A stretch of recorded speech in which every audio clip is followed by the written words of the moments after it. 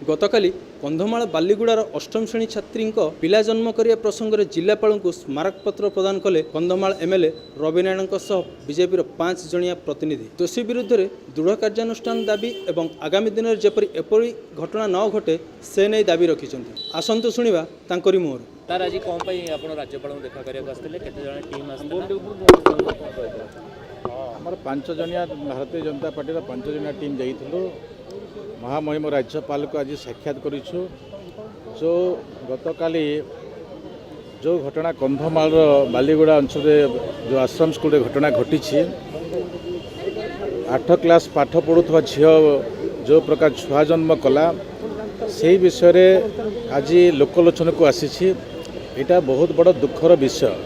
से विषय को नहीं आम अनुसूचित जनजाति मोर्चार आमर कमिटी महिला मोर्चार प्रतिनिधि आम समस्ते मिसी राज्यपाल गोटे एक स्मारक पत्र देलु। जो स्मारक पत्र यहीपरी घटना विगत दिन में घटुची बहुत प्रकार एवं यही घटना को किमिति रोका जाई पारिबो एवं जो माने ए विषय संस्पृक्त अछंती सेमानको ऊपर कार्यानुष्ठान ग्रहण करा जाई पारिबो से विषय आम लिखित विषय को सहोदर सहित पढ़ी पढ़ला पर निश्चित भाव में आमको भरसा देइछंती। एहाकु मु सरकार को अवगत करेबी जणेबी जे एपरी घटना आगामी दिन में किपरि न घटू एवं जहाँ आपन लिखिछंती आमे ताको जणेदेबो कहिछंती।